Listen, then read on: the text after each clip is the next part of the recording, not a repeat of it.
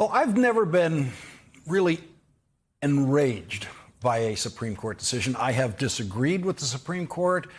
I have strongly disagreed with the Supreme Court. I have been disappointed by Supreme Court decisions, but most of the time, I understood the legal reasoning on each side and believed the decision-making process was legitimate most of the time. But not until this week have I ever felt what it is like to have a constitutional right revoked from all of us. And it is, first of all, a feeling. Before we get to the analysis of the decision, we feel the pain of the decision and the agonies that the Supreme Court decision is going to inflict. And I just want to have a word with the men of America here. This is a constitutional right that belongs to all of us, that benefits all of us. We have a constitutional right to these services, to help provide these services for our daughters, for our granddaughters, for our sisters, for our wives, for girlfriends. We have that. We men have that constitutional right. And because we are being robbed of a constitutional right, it is impossible for some of us to mute the rage that that theft deserves. I would like to speak to America's men for 1 minute. Imagine you do not have authority over your own body for 10 months. Imagine if that decision-making would not be taken away, even if you would die in childbirth, even if you couldn't decide who you were having children with, even if you couldn't decide when you were having that child. I don't think a man in America could actually imagine not having control of his body, his bodily functions, what happens to him, and what life would be like for 10 months. It is an outrage that we have 5 justices on the Supreme Court who lied in their confirmation hearings in order to be confirmed. Remember, it is men who create pregnancies. We create pregnancies through love, through lust, through impatience, sometimes impulsively.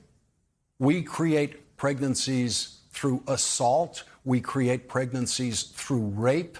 And every one of those pregnancies is the responsibility of a man.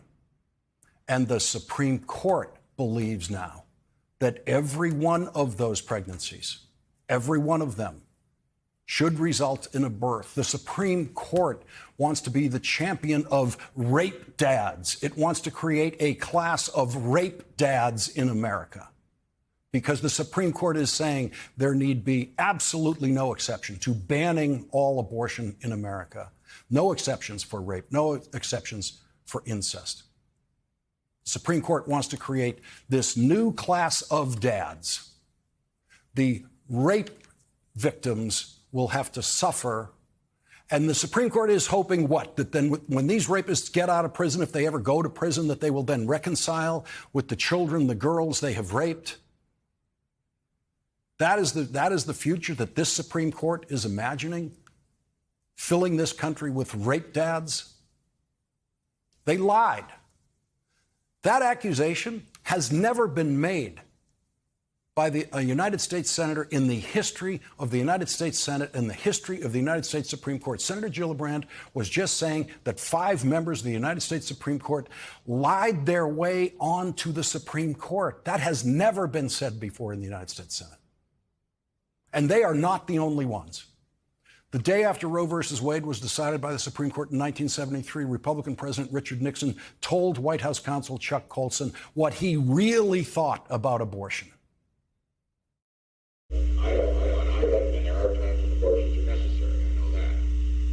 That's putting up a black and a white. That is real Republican talk about abortion. A Republican president privately saying, of course you should have abortion in cases of rape, and of course you should have abortion in the case of a pregnancy involving sex between a black person and a white person. That's the kind of abortion President Nixon thought was absolutely necessary. That was his word, necessary. Republicans in Washington have spent decades lying about more things than they can keep track of. Remember that they lie about tax cuts for the rich, increasing revenue to the Treasury. They've always lied about that, no matter how many times it has been proven to be a lie. And now they've gone all the way to lying about who won the presidential election. What could ever stop them from lying about abortion, lying about what they really think about abortion? I, for one, believe that every Republican member of the United States Senate who favors banning all abortions is an abject liar. They are all a version of Richard Nixon. There is not a single Republican member of the United States Senate who would force a daughter or a granddaughter who was raped to have that baby. There is not a single Republican member of the United States Senate who would force a daughter or a granddaughter who was impregnated by her high school boyfriend to have that baby. They all believe in an exception for rape or incest for themselves and their families. There is no Republican senator with a 13-year-old daughter or granddaughter who would force that girl to have a child. But they insist that any 13-year-old girl in Mississippi or Texas or many other states who cannot afford to travel must have a baby at age 13 because they cannot afford to travel. The Supreme Court only has the power to deny abortion services to women and girls who cannot afford to travel to a safe haven state like California or Illinois or New York, or to a foreign country when the Republicans take over Congress and outlaw abortion in the entire country, or when the Supreme Court decides that every fetus has the full rights of personhood and therefore abortion is murder in all 50 states. Then the travel will be more expensive. Canada will be the closest option, and still no daughter or granddaughter of any Republican United States Senate will ever, now or in the future, ever be denied abortion services because of the law of this land. They will buy their way out of that for their daughters or their granddaughters. John McCain ran into trouble talking about abortion the first time he ran for president in 2000. It derailed his campaign, which was going very well at the time. Allison Mitchell of the New York Times reported on January 27, 2000, under the headline, "The Question of Abortion Dogs McCain." Quote, struggling to answer a hypothetical question, Senator John McCain said today that if his teenage daughter became pregnant, she would have the final decision on whether to have an abortion. He then backtracked and said it would be a family decision.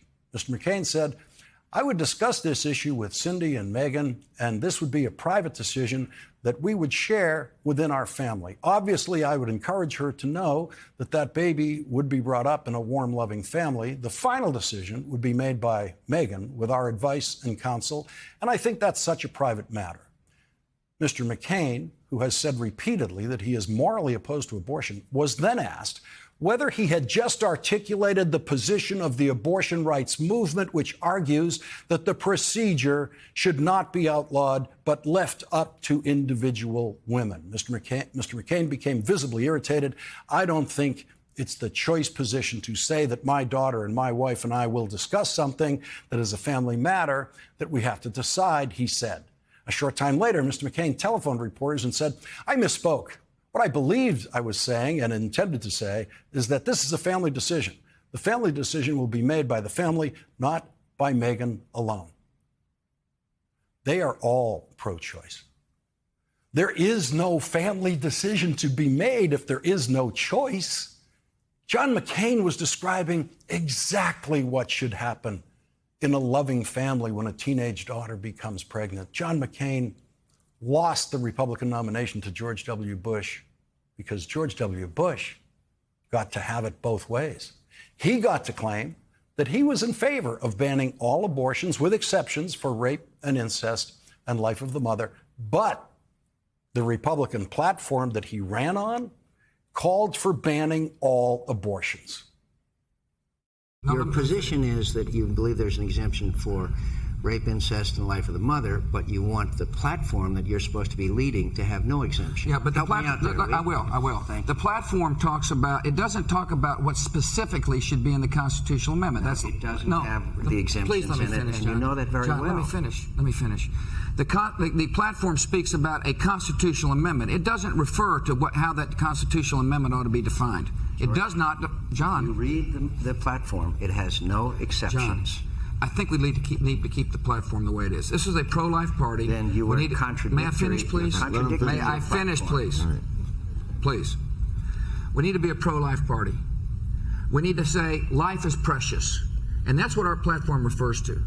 And that's why we need to leave it the same. And that man made Samuel Alito a Supreme Court justice. He didn't believe all abortions should be banned, but he appointed a Supreme Court justice who believes exactly that and has written a draft opinion that will ban all abortions in many states immediately and possibly lead eventually to a Supreme Court imposed ban on all abortions in all states. Donald Trump appointed 3 of the Catholic school-educated Supreme Court justices who are voting to revoke a constitutional right. Donald Trump was a big fan of that right before he became a Republican politician. In 2004, on Howard Stern's radio show, Donald Trump said, "I have a great little daughter, Tiffany, but, you know, at the time it was like, excuse me, what happened?" And then I said, "Well, what are we going to do about this?" She, Marla Maples, said, "Are you serious? It's the most beautiful day of our lives." I said, "Oh, great." Howard Stern then said, "What do you mean we?" Donald Trump then said, "Do you want to get married?" I said, "Do you want to get married?" So when Donald Trump's girlfriend told him that she was pregnant, he said, "Excuse me, what happened?" And then he said, "What are we going to do about this?" His girlfriend knew that he was asking about having an abortion, to which she then said, "Are you serious?" It goes without saying that anyone named Trump or anyone related to Donald Trump will always have abortion rights in a private plane if necessary to exercise those rights. One of the most sanctimonious prosecutors of President Clinton in his impeachment trial in the Senate was Congressman Robert Barr of Georgia. Bob Barr was on his 3rd wife by the time he was standing in judgment of Bill Clinton. Bob Barr's 2nd wife released an affidavit the year after the impeachment trial saying that Bob Barr paid for her to have an abortion in 1983 after they already had 2 children. She said that Congressman Barr drove her to the abortion clinic and picked her up to bring her home. And there is no reason to think that there aren't more Republican members of the House and Senate who have paid for abortion services for their wives, for women they were having affairs with, for their daughters, for their granddaughters. To force a raped 13-year-old girl, to force a raped 12-year-old girl to have a baby, to force a raped child to give birth to a child, to force her to do that is barbaric. And every Republican senator knows that. On page 66 of his draft opinion, Samuel Alito says that abortion is barbaric. He approvingly quotes the Mississippi law at issue in the case, calling abortion, quote, a barbaric practice. The Mississippi legislature wants to force raped children in Mississippi to have children. Samuel Alito holds to his traditional Catholic opinion that abortion is murder, but judges don't like to make pronouncements like that themselves if they can find someone else to quote saying what they want to say. So Samuel Alito does that on page 17 of his draft opinion, where he quotes Sir Edward Coke saying in 17th century England that abortion is murder. But even Sir Edward Coke sounds like a Roe versus Wade supporter, because he does not believe abortion is murder until the fetus can be felt to be moving inside the womb. And at the same time that Sir Edward Coke was thinking about where the line should be drawn on legal and illegal abortion, he was also rewriting England's laws against witchcraft to strengthen those laws in 1604 to provide a death penalty for witches who, quote, invoke evil spirits. Samuel Alito is asking the Supreme Court of the United States to take moral guidance from a man who believed in witches and believed in putting them to death, just as we did in this country throughout the 17th century, an era that Samuel Alito reveres in our legal history. Samuel Alito and his clerks play amateur historian in their draft opinion, and their scholarship is shabby, it is biased, and in the case of Edward Cook, it is deranged. The lies of Samuel Alito did not stop in his confirmation hearing.